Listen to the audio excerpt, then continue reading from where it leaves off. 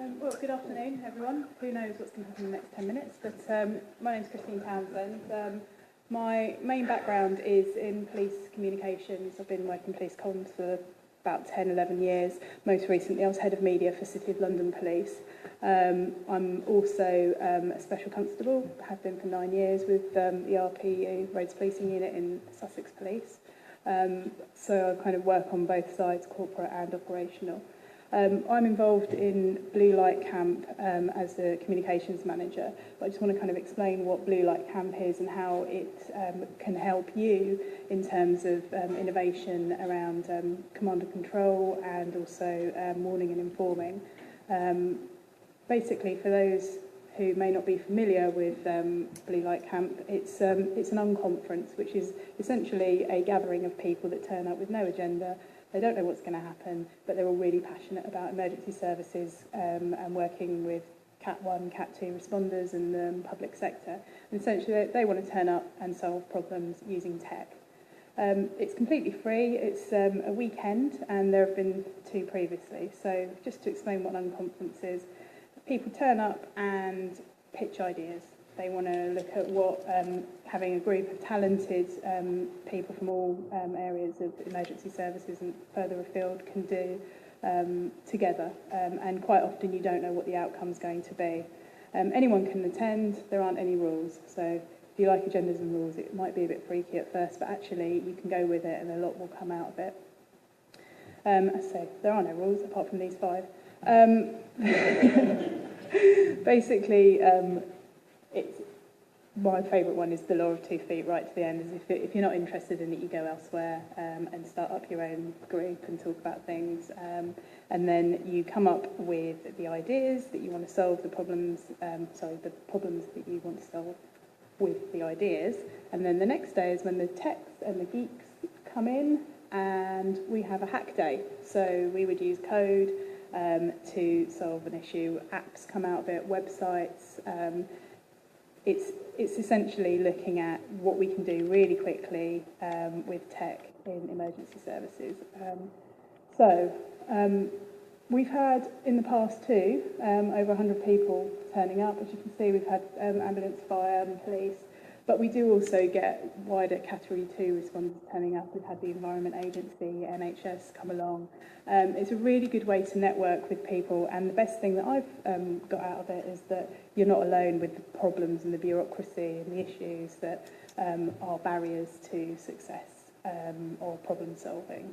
I'm not going to kind of read through this, but it's essentially so many different people from different areas with great feedback about how they've made contacts and projects that come out of it that have made a difference, which nicely leads me on to my project. I went to BlueLightCamp and I was having real issues with managing major incidents around social media and tying it in with the control room and the contact centre. There's no joined up approach to managing social media and getting messages out there to the public through social media quickly, effectively, and in line with legislation and policy requirements of the force. So I, with the help of people at MusterPoint and Surrey Police, with BlueLightCamp, built MusterPoint, and it's now a fully functioning social media management platform for the emergency services and Cat 2 responders. Currently being used by Surrey Police in their public contact centre by 160 users 24/7. So basically this means that they are managing all the social media, all their Twitter accounts, all their Facebook accounts, and also corporate communications use it, and the control room. They can seamlessly communicate with each other and make sure that there isn't duplicity of messages going out. They can also highlight messages for intelligence purposes and also for evidential purposes as well. I built this based on my frustrations and experiences with sort of command and control points when you've got very fast-moving incidents. For example, you can highlight incidents on a map that will show up on a mobile device so that if you've got people that aren't familiar with the area, they can see immediately which area to avoid, where there's an incident, road closure. That also comes from my experience as a roads policing officer, being stuck at a cordon. I can't actually update because I've got no 3G, so the control room can then on my behalf pinpoint on a map and show my location and say to avoid. Lots of other things that tie in with, as I say, policy and procedure as well. Scottish Fire and Rescue use it, Highways Agency use it to feed their road closures and diversions, and we've also just got Northumbria Police as well looking into it, and Police Service in Northern Ireland. So this is what can come of working with people that are passionate about what they do.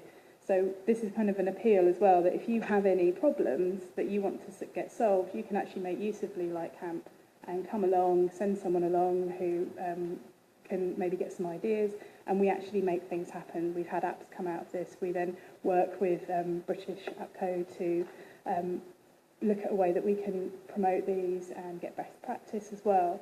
And I would encourage you all to put these cards that are around. If you have any problems that you would like solved, we can try and solve it for you.